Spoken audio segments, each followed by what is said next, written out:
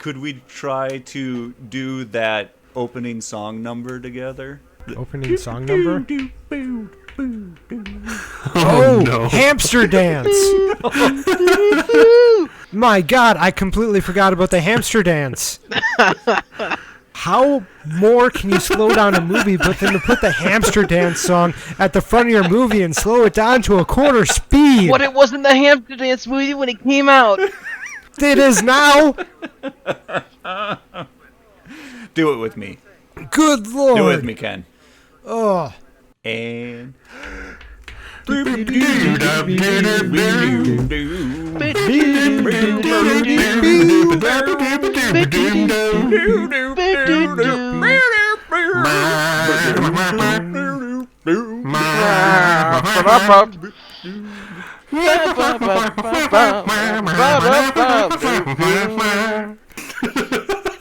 That works. I'm out because I can only think hamster dance. Yay! That was pretty, everybody.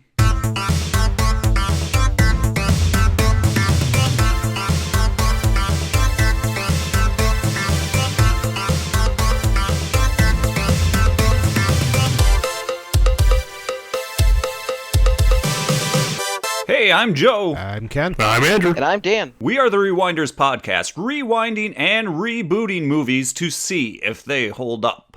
And this time, we oodalalied all over the Disney 1970s animated version of Robin Hood. Still hard to wrap my head around. Is oodalaliing sound I dirty? mean, in that context, a little bit, maybe? A little bit.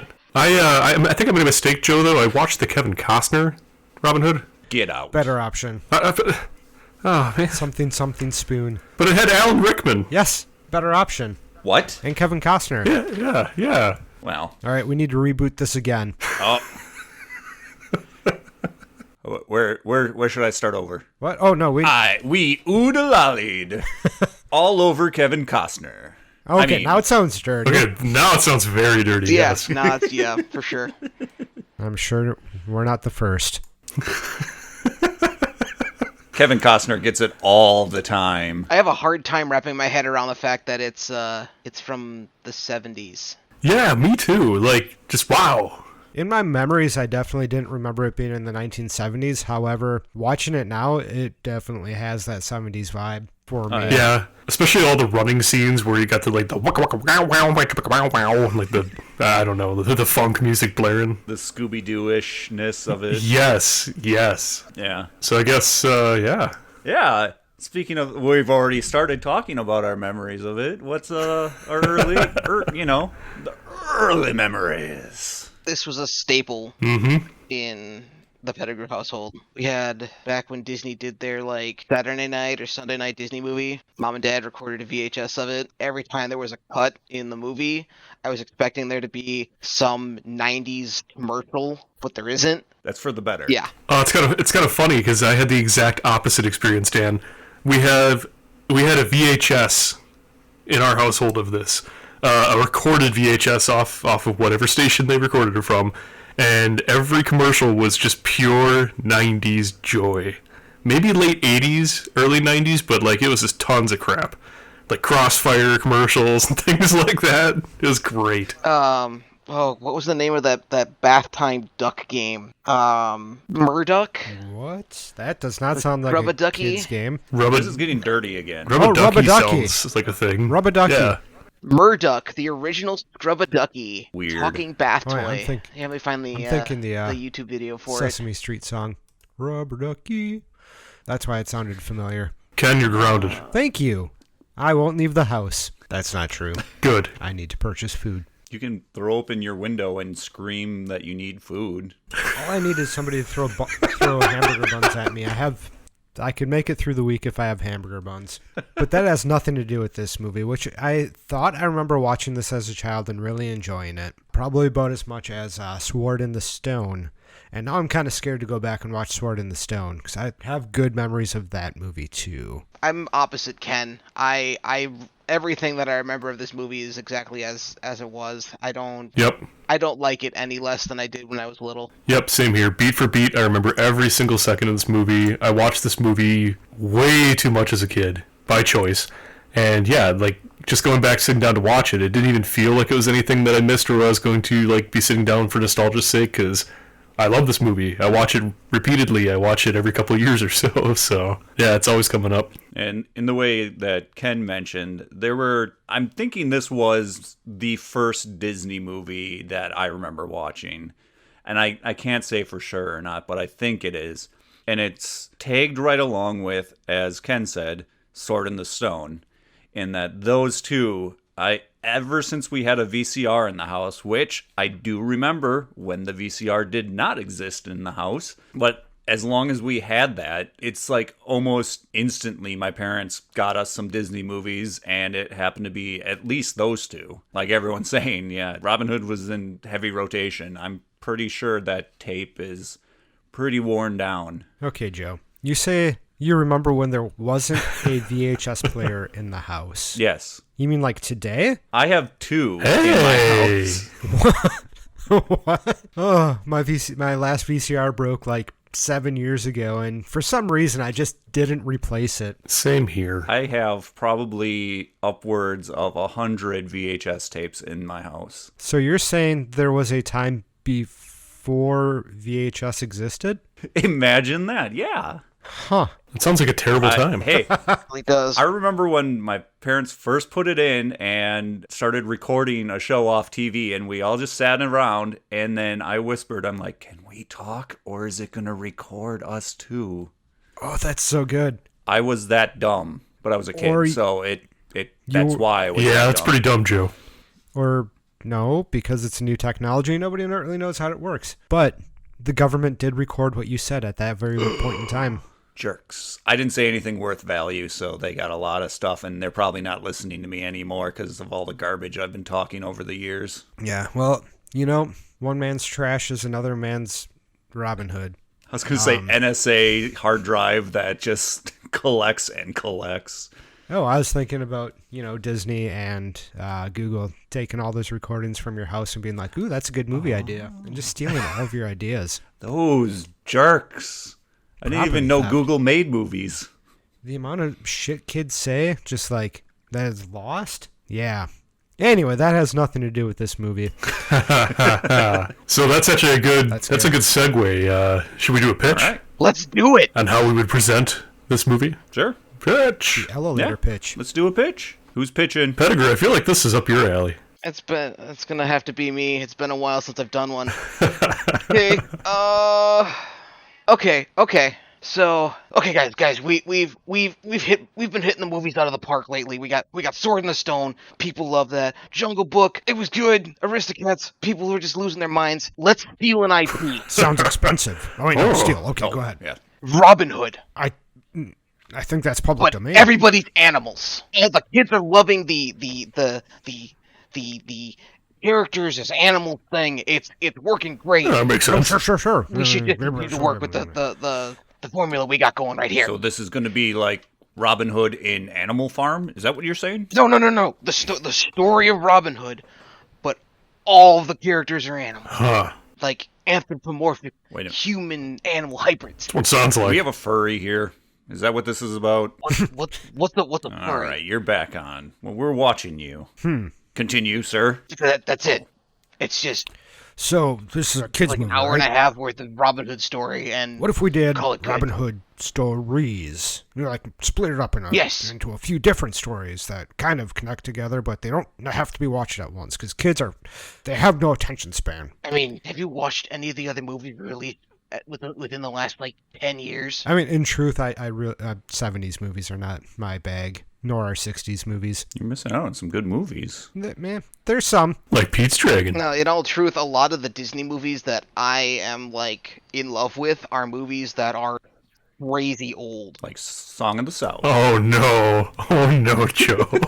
That's Dan's. I'm saying that's Dan's, not mine. Like oh yeah. Dumbo, Bambi, Pinocchio. I mean, they're like your bread and butter Disney movies are all stupid old, and they just, for whatever reason, had like some crazy resurgence in the 90s. Because I went and saw Sword in the Stone in the theaters. I remember that. Cool. If you wanted to go there, I had watched a video this week about certain Disney properties. The person who had put together the video, I don't know how accurate it is, says that the most of the old movies that we remember as amazing, like Sleeping Beauty and Snow White and Bambi, all were met with middling success. And it's just that they happen to have just enough success to maintain and continue through. Plus, they're Disney. Yeah. And Disney started their the resurgence you're talking about in the 90s. We had The Lion King and Beauty and the Beast, and you can really thank Aladdin. You can really thank Little Mermaid for that, because Little Mermaid really saved Disney. Rescuers, if you want to count from the 90s, Yeah. DuckTales the movie, Rescuers Down Under, Beauty and the Beast, Aladdin, Nightmare Before Christmas, The Lion King, a Goofy movie, Pocahontas, Toy Story, James and the Giant Peach, The Hunchback of Notre Dame, Hercules, Mulan, Bug's Life, Doug's first movie, Tarzan, Toy Story 2, and that's it. Doug? Doug. The Nickelodeon character? Yep. And don't even count Toy Story. That's not their property. They just purchased it. This is correct. And this is where I was getting at, was they had seen huge amount of success early in the 90s, and then some of their other properties they released didn't get the kind of attention that they wanted. It really set them off on the purchasing bandwagon that they are now on, where they just started absorbing things like Pixar. Yep. And really it was because a DreamWorks rep was a former Disney person, and it was they're trying to compete and run that guy out of business because Eisner's a vindictive person. Eisner's Anyway. a doof. Back in the 70s, I will give it to him that he had plenty of attempts. Yes, he did. that he kept on trying. Good for him. Well, when you have ungodly amount of money, you can try till your heart's delight, I guess. Yeah. Anyway, a lot of defunct Land. This is a really good series. Yeah, I love how much he makes fun of him. 90s were there were a lot of Disney parks that just didn't take off, and largely because they ignored things that they probably shouldn't have ignored, and just trying to grab for money. Like that terrible Star limousine ride, whatever that was. Oh my god. Oh god, that was Yeah. It looks awful. And they tried Euro Disney, naming a park after their currency, so it's straight up just reminding them that it's a cash grab. A few years later, they renamed it something else. Anyway, so this movie. This is a kids' film, Ken. Kids' film. Kids.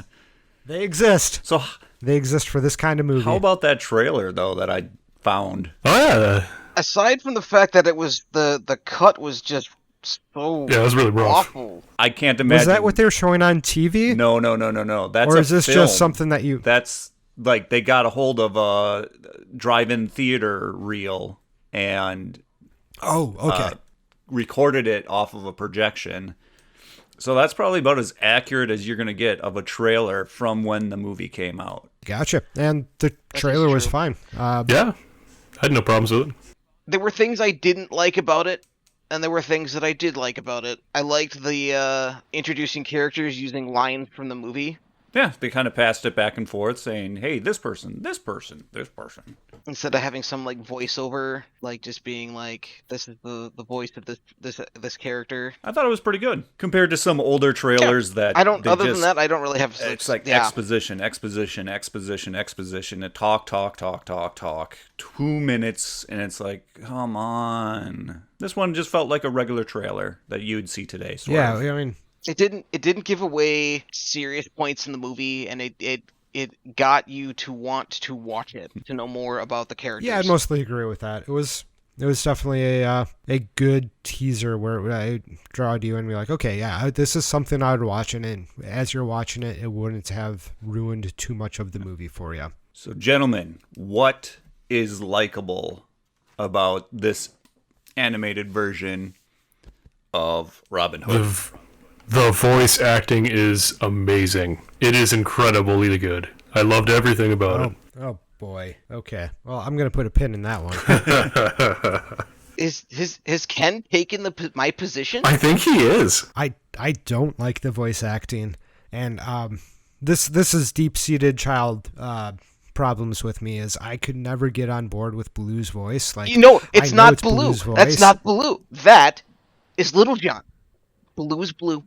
Yeah. Either way, Not Blue. similar or same voice, character, actor, and it's even when I watched it in Jungle Book and like, yeah, this is Blue. I could not get in my head 100% that the voice was coming from the bear, and I have no idea what that is about. And I think it's a lot to do with, I think I've talked about this before, a terrible movie called Open Season where Ashton Kutcher is a deer, and I couldn't watch the movie thinking, oh, that deer has talked. I would watch the movie and say, oh, that's Ashton Kutcher talking over this deer. And I get the same feeling when this guy's talking. I just think it's the line delivery of the way this guy talks. And I had the same problem with Lester, aka the sheriff. However, I did not have that problem in the Goofy movie where he was also voiced in, where the voice actually like worked really well for that role because it's disgusting and irritating and grating,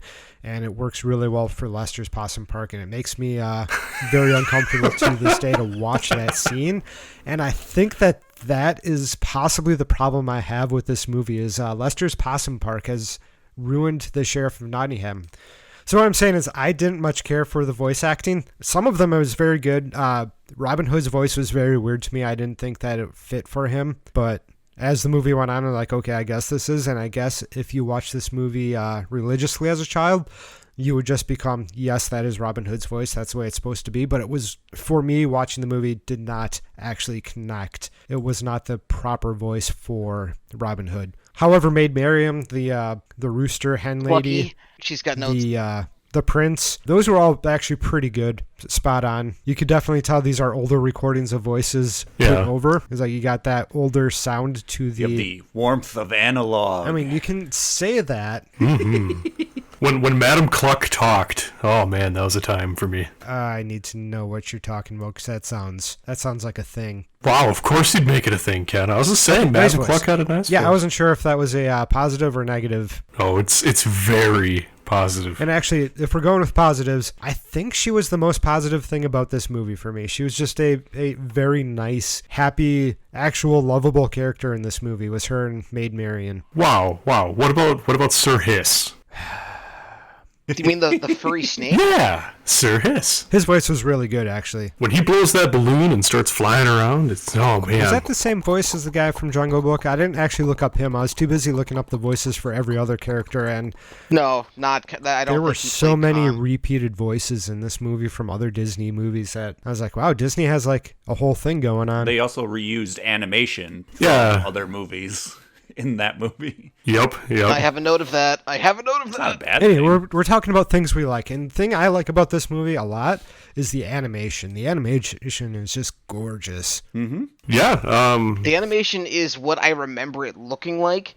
If I were to go back and find a VHS or a standard definition cut of this and watch it, I would probably have to like scoop out my eyes with a hot spoon. Did you watch an HD like remastered version? I have it on Blu-ray, and I also watched it on Disney Plus, which I think is the same resolution as the Blu-ray. I say it definitely looked like a cleaned up version. Because I saw a clip online that was definitely HD with cleanup done to it, and it looked great. But my version is DVD and not cleaned up, but it still looks great. It's the fluidness of the animations. I made a note of this was the scene where they introduce Prince John and his caravan moving through the woods, and the like just the way that the animations work as the procession is moving through the woods was just so smooth.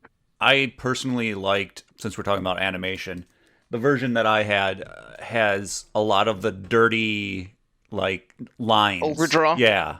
And so it has this extra scruffy kind of look to it, but I loved it because it reminds you that these are hand drawn. These aren't like computer generated. This is, there's work that went into it. Just makes me feel warm and happy and all that stuff. I I like seeing the cleaned up stuff, but I also like seeing, there's the line that delineates the center line of the face, and it just snuck in there a little bit. Yeah. That's awesome. I like a lot of the new Disney Blu-rays have that overdraw in there, that they cleaned up the excess overdraw and left what did the website read that I was reading say? They left an appealing amount of overdraw. Whose job is it to decide what's an appealing amount and what's too much? I don't know. Who are you? Who are you? Why do we gotta get angry? These are the people we need to celebrate because they're doing the right thing by not completely ruining movies by adding scenes and taking away things that you love. That being said, one of the most recent Disney Blu-ray releases they did do a total cleanup of, and it looks gorgeous. And I forget what it was. Was it the Dalmatians? Tron Legacy. There was a lot of animation in that one. I just love how out of nowhere Andy speaks up and it's like a robot voice booming in That my was ears. quite loud on my end too, compared to other times which he is speaking.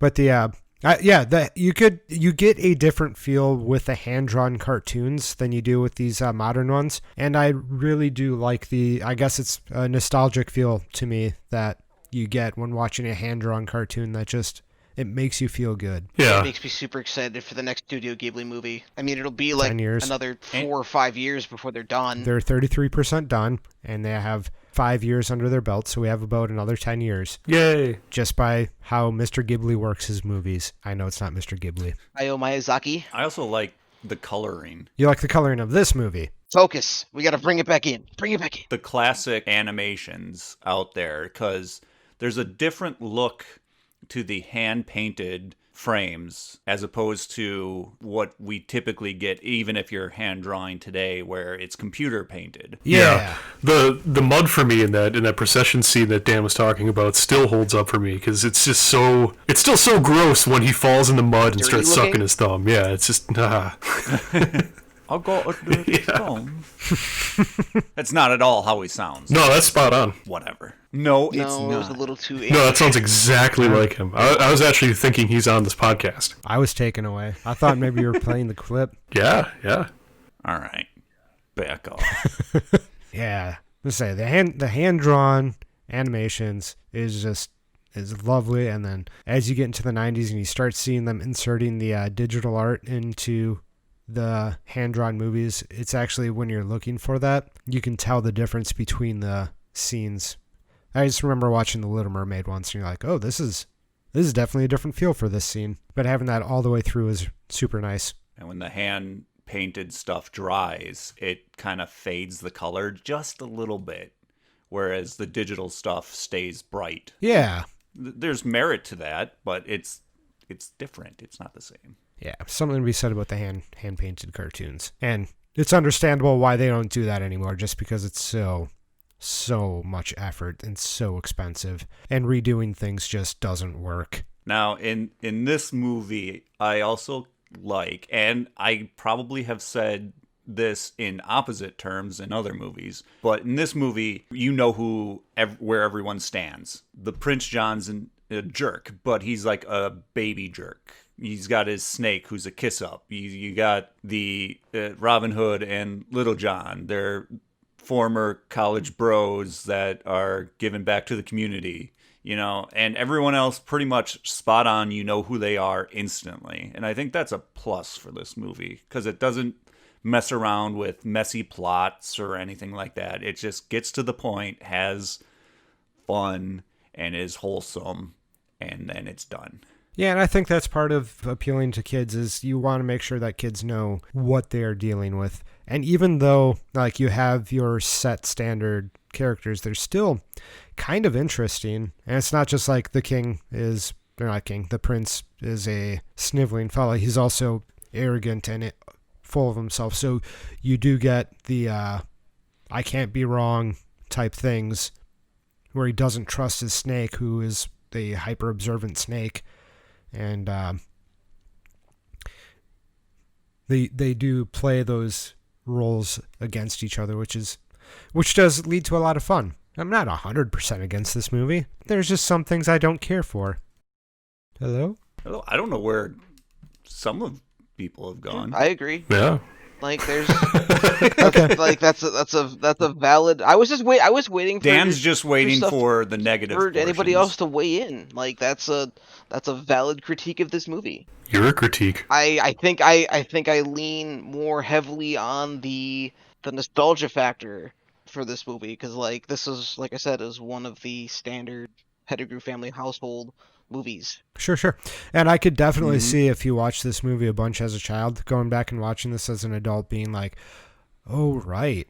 And just being able to relive those moments where you're watching it and, really enjoying and having the time of your life with this movie, going back as an adult. Definitely. I don't know if I'd say I had the time of my life watching this movie, but I do. Joe, Cloud9. Kids either absolutely adore things or they hate it. There is no in between. I don't know if that's true. I'm trying to pull anything out of my notes about the stuff I like, but it's just one of those cases where I just like the movie. It's a warm blanket of nostalgia that I personally can curl absolutely. up into. Like I'm waiting and rooting for the parts that made me feel good as a child coming back, like, circus flying by and the sound, like all that stuff, like all those little things that just make me squeal with delight. Robin Hood dressing up like a stork to sneak into a archery competition, and of course the costume sucks, and you don't understand how adults would get fooled by that, but who cares? Yeah. But he's also very good at taking on that role. He is quite transformed by that. Or dressing up then as a vulture and fooling a real vulture that you're a vulture by just throwing a cape over your head and a sock on your nose. Yep. That's just crafty. Come on. Yeah. And then physically undressing somebody while they're asleep. Okay, he only took off his belt, but still, the guy wasn't wearing pants. I mean, that's the sheriff's fault, isn't it? Yeah, For not wearing right? pants. I mean, what do they? He's just asking for someone What to do they come keep and take calling his them? belt Bushel off. britches. Yep. Bushel Yeah. britches. That to me says that they're commenting on the fact that he doesn't groom. He's a dirty son of a bitch. They keep telling him that to his face. It's really jarring for a child's movie. Keeps handing him a trimmer. What do you mean by this? What are you trying to say? I'm a bear. I'm supposed to be hairy. Something you said earlier reminded me of something I did enjoy. Yeah. I guess I can't remember it. The rooster. Right. The minstrel rooster. Nope. Back up. Vulture. Ah, the vulture. That is actually one of the things I remember from this movie as a child, just being like, I love these roosters. Not roosters. God damn it. That rooster actually is not on my positive list. The vultures. I remember enjoying the vultures, and remember how we have that D&D thing sometimes, and I made a NPC called Tox. Mm-hmm. I actually kind of based his character design around those vultures to start with. Nutsy and Trigger. That's like the dopey fellas who are just there kind of bumbling around with the same character design. And I kind of morphed it in my head, Chocobo, Shoeboy, Stork-esque type of ways. But either way, it started off as one of those vultures. And so like that is actually probably the part of this movie that stuck with me the most, was just that character design, which is really neat. Well, since we all kind of just blanketly, except for Ken, like this movie, let's turn our attention over to things that we can criticize about this movie then. There was always a portion of this movie that I didn't like, and it was towards the end. And when I was little, I couldn't figure out why I didn't like it. But the pacing changes after Friar Tuck gets arrested. Yes. And yes, absolutely. Do not like that. Where it gets slow and super dark. Yes, it gets very dark. And culminates with just the fire in the castle and everything. Yeah. Now, the extras on my DVD also suggested that they had a potential ending where Robin Hood actually gets injured by an arrow. What? And is No. taken back to... Yeah, he's taken back to the church, and he's being tended to by Maid Marian, and the prince comes in with a knife and is gonna finish What? the job. No one says Disney didn't get fucking dark. Nobody gets hurt in this movie. I know. The prince gets shot in the ass with an arrow, and he just goes, ouch. It bounces off his butt. Like, the arrows don't actually hurt anyone in this movie. Yeah, well, apparently in the dark section, it The would've. arrow is being fired by our young rabbit. I don't know. That young rabbit has a lot of dexterity. He managed to fling an arrow over the wall of a castle. I mean, I'm not concerned about his bowmanship skills here. I don't know if I would have liked. Yeah, it would have been really dark. That kind of darkness. No, it did not fit the movie at all. And I'm glad they didn't go that direction. Had they done that, it would have definitely taken that second act just dark as hell.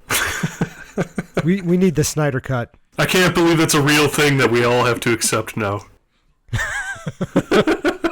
It makes me wonder if there's actually a butthole cut. There is. It might take us the rest of our lives, but we'll find it. One day we'll get to see it.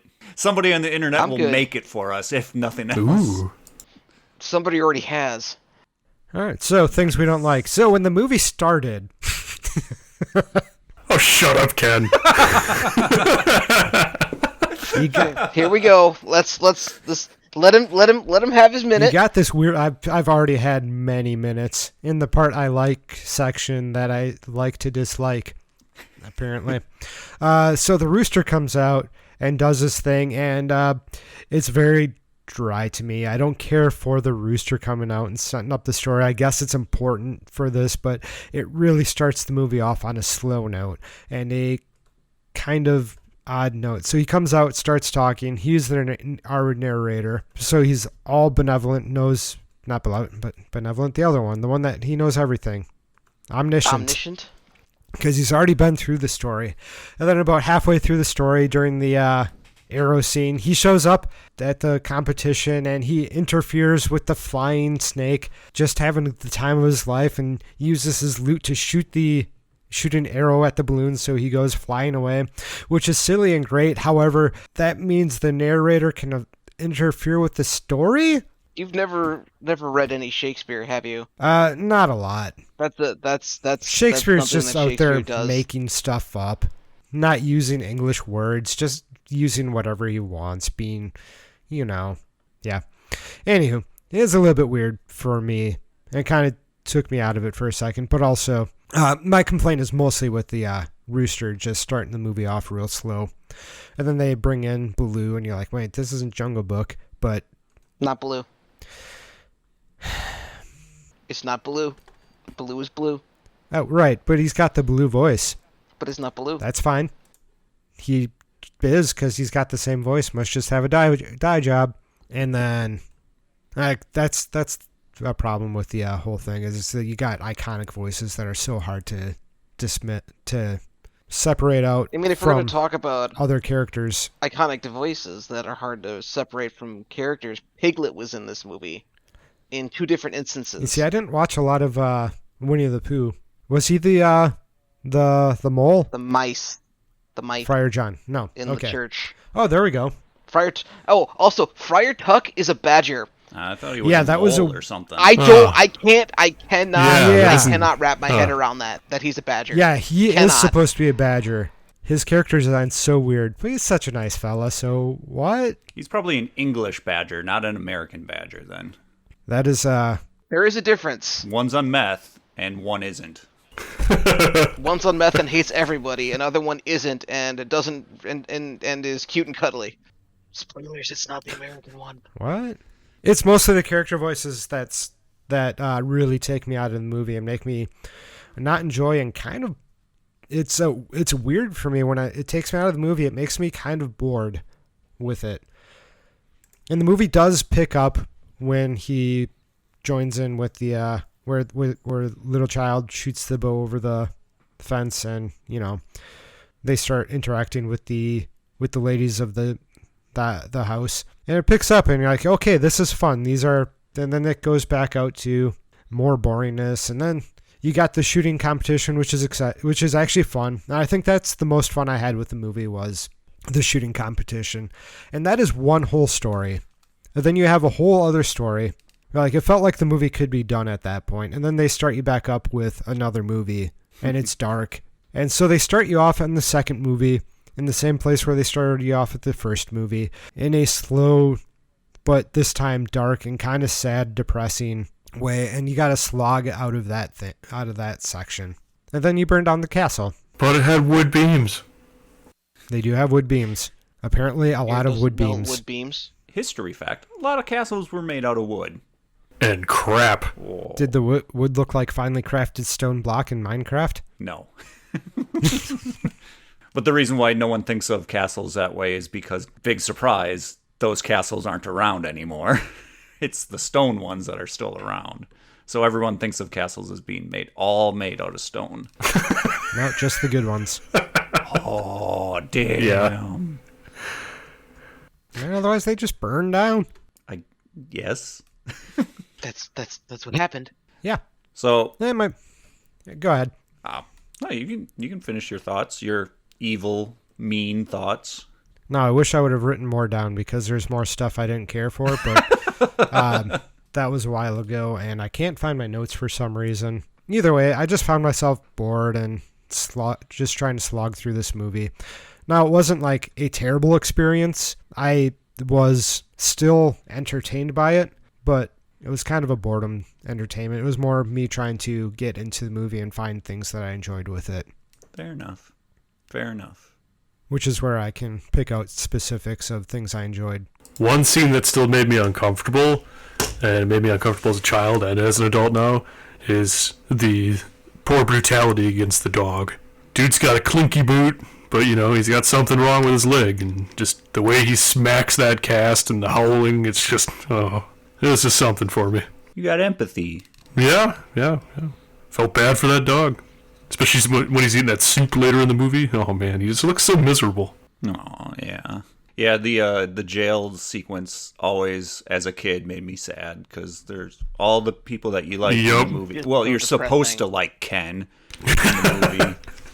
Yeah, and They're it's... all sad and in jail. And they're all in their own ways, either, like, just passed out or starving and, like, divvying up small scraps of food. It's sad. It is sad. The only other negative note that I have is the reused animation Why is that negative? from several different because it's lazy. Or did they save time and were able to allocate those resources to different areas to make the movie better? Still lazy. Was this Alright. Mortal Kombat Annihilation using the same death scene lazy? I have no idea. I haven't played the same Mortal movie? Kombat since Oh, no, the movie. 2. Oh, what?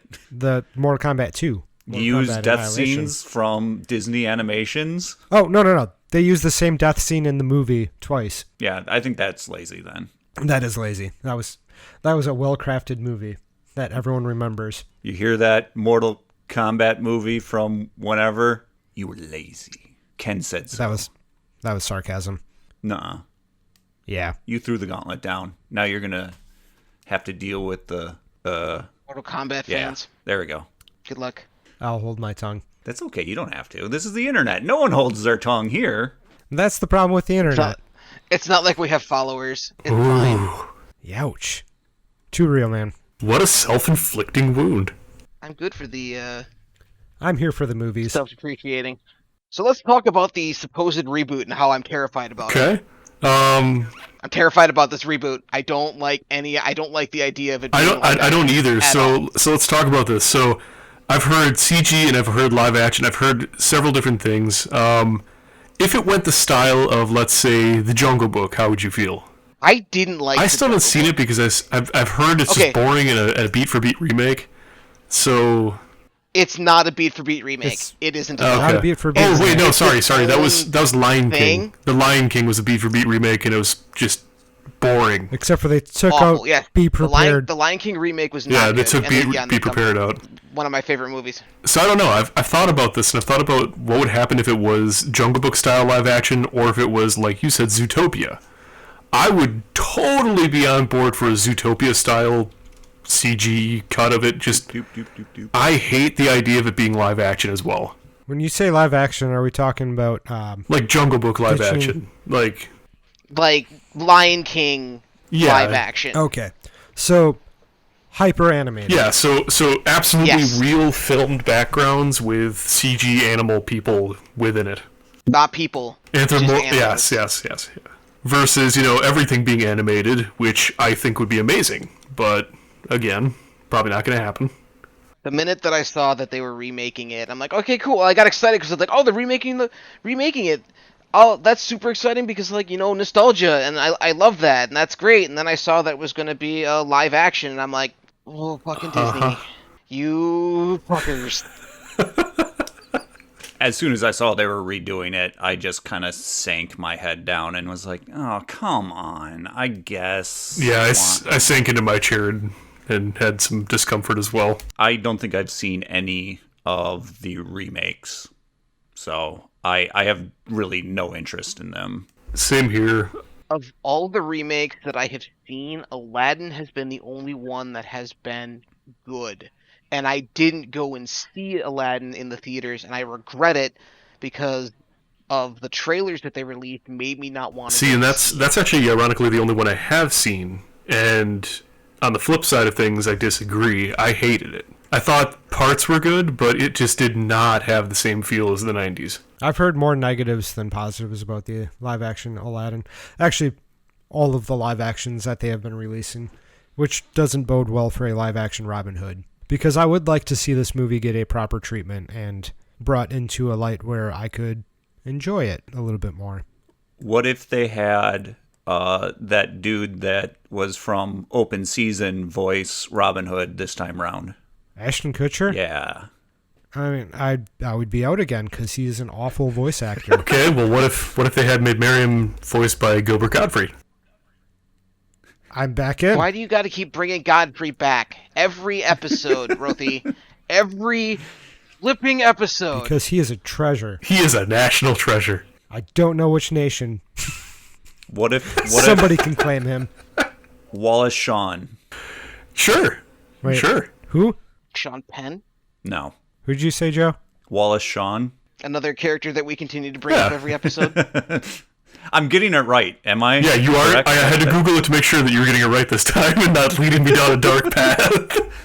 It's the main purpose of me saying it out loud multiple times is so that I remember to say it that way. Excellent. It works. Yeah, I don't know. Plus that it's a Disney Plus exclusive just sits in my lower colon. I don't know. I'm not a big fan of Disney Plus because they feel they can do whatever they want to the movies on there. Splash! What they are just by tweaking them to make them, air quotes, more family friendly. Yeah, I had a mini talking with my wife between the two of us. She wanted to watch Splash. She's never seen it before, and I said, sure, as long as we don't watch it on Disney Plus. And she got mad at me because she thought I just wanted to see Daryl Hannah's butt, when in reality I don't condone a bunch of assholes doctoring movies in any way, shape, or form that they feel, because it doesn't stop here.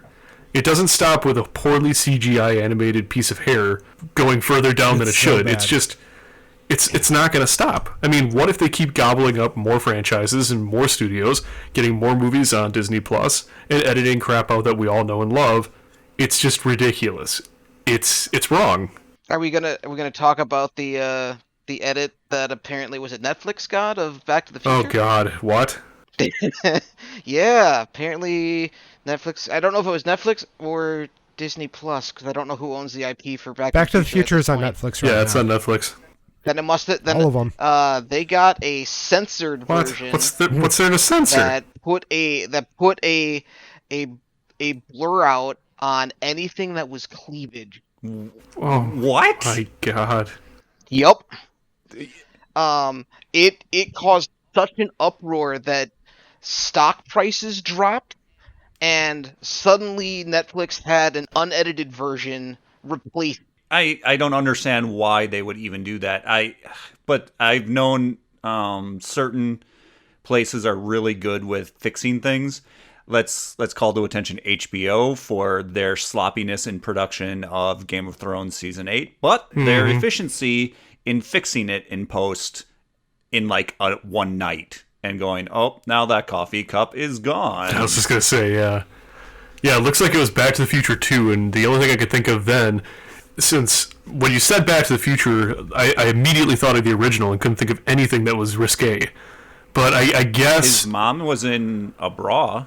Yeah, but not that revealing. I mean, No. In Back to the Future 2, there's the joke where she's, with Biff in the future, in that crappy version of the future, and she's gotten surgery, she's got enhancement done, so that's probably what they were blurring out, but Ugh.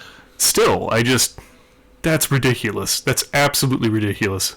Well, it was very short-lived. Oh my god. Whoever had it brought it back to its original. I'm They reading. said that they attributed it to apparently that censored copy was like an unofficial censor, and it wasn't supposed to be released to whoever did it. Oh, obviously it was Netflix wasn't supposed to get it. They got the wrong copy. Oh my god. No, it wasn't even that. I just read the article while you guys were talking, and it was literally just the scene where they open up the sports almanac where Biff does, Marty does, and the copy of Ooh La La falls out. They cut so that doesn't happen. Yep. But they cut that, and then they blurred out some cleavage. And people wonder why we hoard physical media. But like I said, that's why it's I said it. It was something to bring attention to, and it was fixed. And I'll throw out there too, you have to be careful because of George Lucas, who tweaks his movies terribly and then insists they are the final cut and then goes out of his way to destroy the cuts that you remember as a child and that you love. Yeah. Leaving you with the good cuts. Garbage. The movies we fell in love with, not the things that he are calling the movies we fell in love with. Yeah, like I'll never be able to enjoy the ending scene of Return of the Jedi, of the silent struggle of Darth Vader as Anakin Skywalker, throwing Palpatine over the edge and saving his son. Like, I won't be able to hear that silent internal struggle because it's been overspliced with the stupid no as he throws him over. It's just so many things like that. So many things that he came back and just ruined with the Blu-ray trilogy release, and just I keep hoping and keep waiting for another cut to come out. I know there's fan cuts, but it's depressing. See what Disney does with it. Yeah, exactly. And when I'm watching that movie, I don't want to watch the Jedi song that they put in Jabba's hut. Oh yeah, no kidding. The large musical number. Why are you doing this? This is the kind of stuff that makes movies go from amazing to just trash. Or let's go and add blinking Ewok eyes. Jedi was my favorite Star Wars as a child. Getting off topic since we're already there. Yeah, we're there. No worries. And for obvious reasons, that's a good child's movie because you got teddy bears destroying the Empire, and it's got its level of silliness and different scene changes and all that fun stuff. So it's a great movie for a child. And then as I got older, naturally you go and move into Empire because there's actual good storyline to it. It's not a rehash of the Death Star. It's got a pretty downer of an ending. It's got the big familial relationship spoiler, but even as an adult, I think I would like the original cut of Jedi.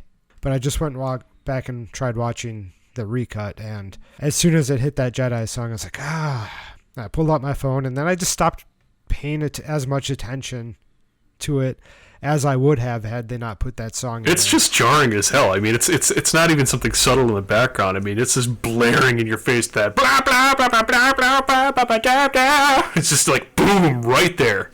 Big fuzzy, scraggly looking guy with his giant teeth singing into a microphone, and oh my god, it's an edit. Animated movies. It's clear animations in my non-animated movie.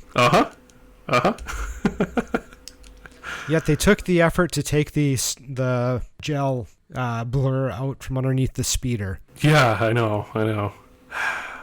Now, I don't remember what year it was, but eventually they did release the original theatrical cuts in a box set with everything else, but they punished people because it was in standard so you had to zoom on your TV to make it full frame because it was standard, and it was not cleaned up. They're like, oh, you want the theatrical cut? Version. Here you go. Deal with it. That was the early 90s release when they first released the first special edition version, and it was the gold box versus the silver box. All that I know is I purchased one box set because I wanted the theatrical cuts, and the box did not say that it was the special edition because this was during the time where, nope, this is the movie now. And it was the only time I've opened DVDs and returned them to Best Buy, and they took them. Wow, that's impressive. That's so good. Because I told the manager, read it. It doesn't say special edition. And he's like, you're right, it doesn't. Okay, we'll take it. I'm like, yeah, that's right. You're like, I could see if you're like, I didn't enjoy this, take it back, and they'd be like, no, you opened it, you bought it, that's the thing. But if you're buying something and it's not what you thought you were buying, they better take that back. And that's what I told them at the time. I was like, how would I know unless if I watched it to know that it was the version that I didn't want? But yeah, That's so dirty. It's the only open DVD I was ever able to return. And that's why I'm glad they're remaking movies instead of recutting them. I guess, sure. So we're all pretty much in agreement. We have no real hope for a good version. If they were to not live action it, yes, awesome, go for it. But the fact that they aren't, no. Just no. I'll only be interested in seeing their models and being if they're what they look like, because that to me is always interesting how their models look. But like you said, if it's that live action style, I don't know. Yeah. I don't hold out much hope for that because they've had their chances with the other movies, and they just, I've seen Jungle Book, and it was okay. It was okay. I didn't much care for the Beauty and original the Beast Jungle wasn't Book bad either, but I think that might have been because it was Emma Watson. Yeah. Yeah. I've heard that Cinderella was pretty damn boring.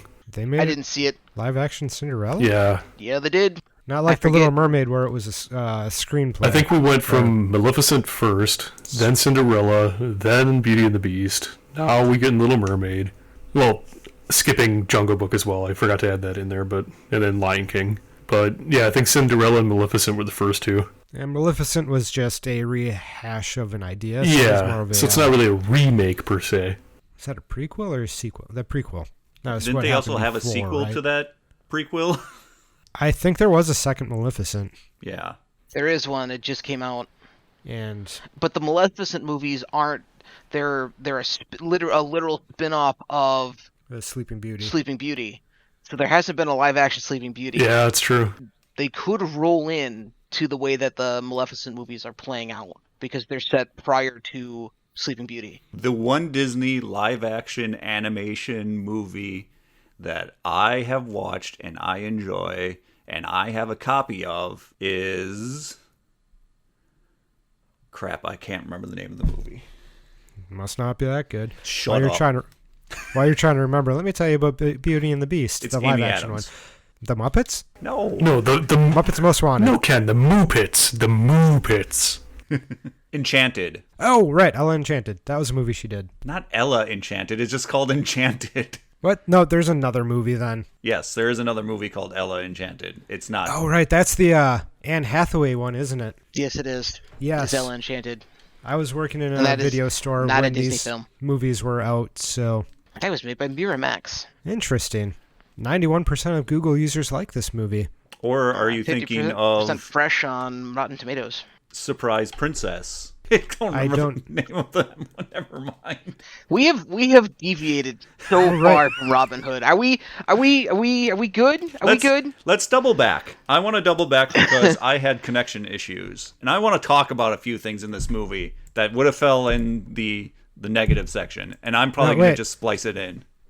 Which movie are we talking about at this point? Robin Hood. Fox Robin Hood. Robin Fox Hood. Okay. Wait. Jeff Foxworthy Robin Hood? No. You know you're a bandit, Win. Oh, In no. this movie, how is a lion an uncle of a fox? How is a fox talking? Yep. That's another. That's a whole other thing. That you sure. can get into. Why was the Fox Princess's maiden lady in waiting a chicken? Well, that doesn't There's a matter. fox in the hen house, Joe. She was too big for Maid Marian to put her whole mouth around and carry off. Whoa.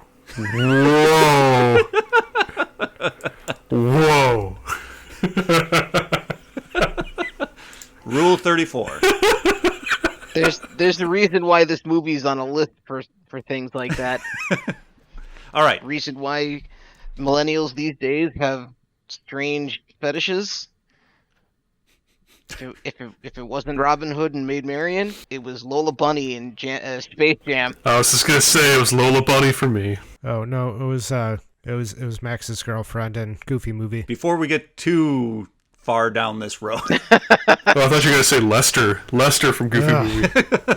Next up, I enjoyed the songs in this show except for one, and that is the song Love. I've never really cared for that song because as a kid, bleh. Bleh. It's still bleh. Love, whatever. That entire scene just makes me cringe. It's just kind of a song. And then I listened to the lyrics this time. Let me read them out loud. It seems like only yesterday you were a child at play. Now you're all grown up inside of me. ... Oh boy. What? See, I thought it was in sight of me because I caught that during the movie and I was like, that's wrong. And then I realized, oh wait, maybe it's in sight.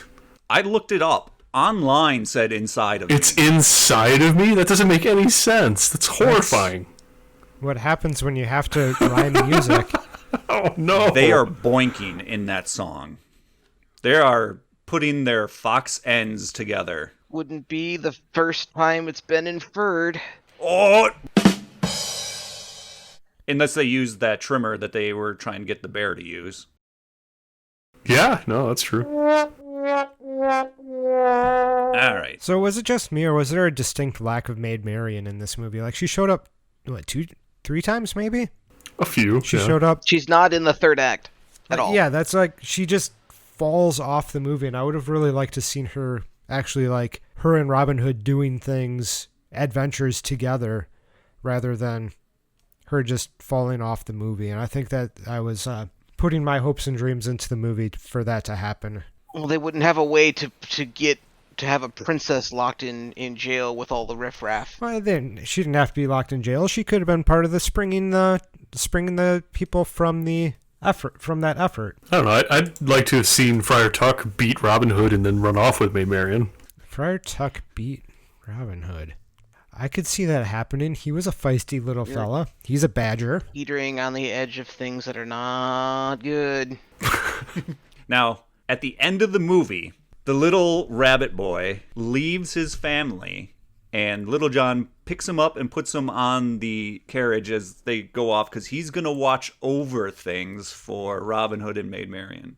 Now, legally, that kid is not allowed to make decisions for himself because he is too young. And we did not see his mother give any sort of agreement to this. So, Little John, Maid Marian, and Robin Hood kidnapped Guilty of kidnapping. a bunny. Or bunny napped Yeah. that little boy. That should be a sequel. Again. Bunny napped. And just him coming to terms with not being home and crying constantly with that sad.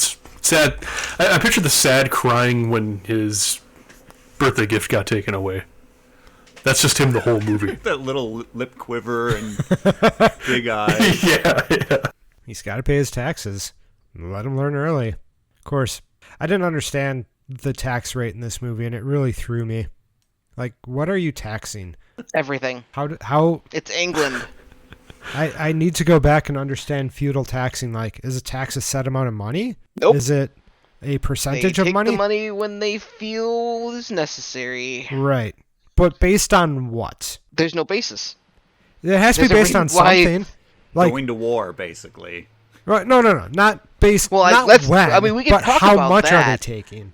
I spent a lot of time watching this movie trying to figure out how much money they were actually taking from these animals. Because I just couldn't understand what the tax basis is. Mainly because we live in the United States and we have a tiered tax basis. If all you make in a year is a copper penny, the government will not tax that. However, if he doesn't have enough money to pay the taxes, then shouldn't he have been arrested and thrown in jail right there on the spot?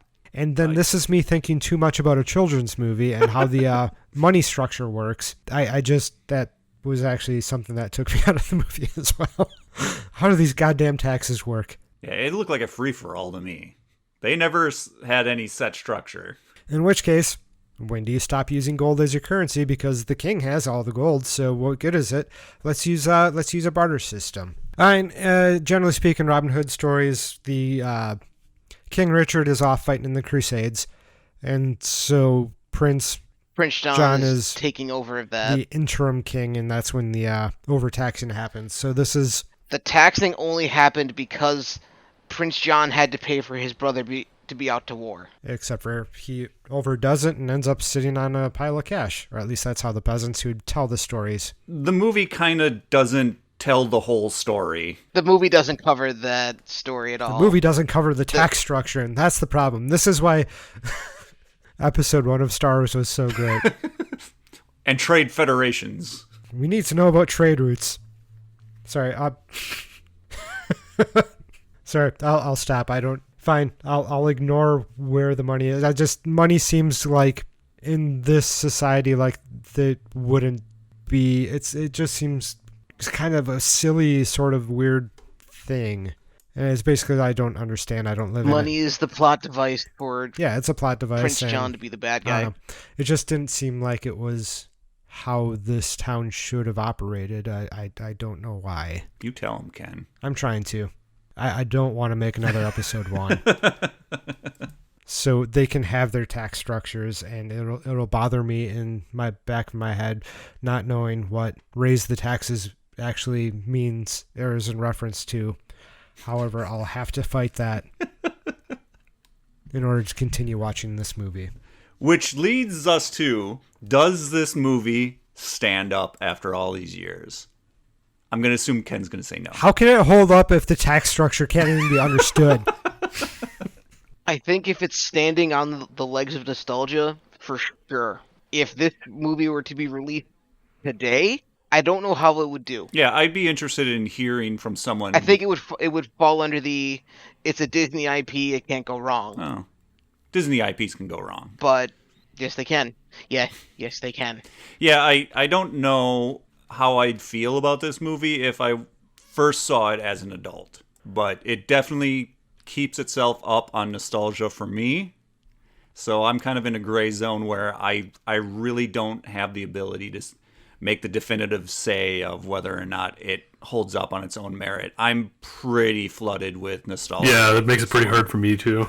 Well, as someone who isn't going to operate on nostalgia for specifically this movie, just basically animation style, which does still for some reason trip my triggers, I don't think it does hold up on the basis of itself. It does tell the Robin Hood story. It does that fine.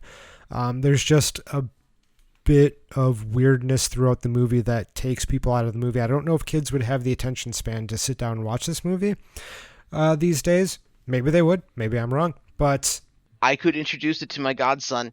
He's 6. Oh, perfect. 7.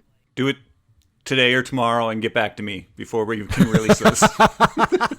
I wouldn't be able to do that. Get out of here with that talk then.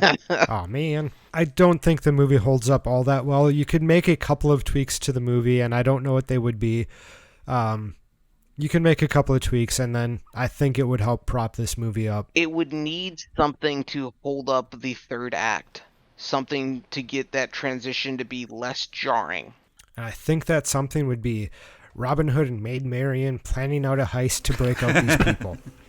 I think it's pretty nostalgia of me that when I tried to think of the final thing for me is that, to me, this is taken over as being what I think of when I think Robin Hood. It's not Men in Tights. I don't care for it. The Kevin Costner Prince of Thieves, it's a decent movie. I don't think of it. Morgan Freeman. I don't think of those things as being Robin Hood as I think of this as being Robin Hood. And I think it's just because it beat him to the punch. And it's foxes and rabbits and a bear and, yeah, Sir Hiss. It's a good imagining of Robin Hood. And definitely, if you're going to show a child the story, the classic story of Robin Hood, this is definitely a good way to introduce them to the lore. So that way, when they watch the other 30 iterations of it, they have a good understanding of what it's supposed to be and understand where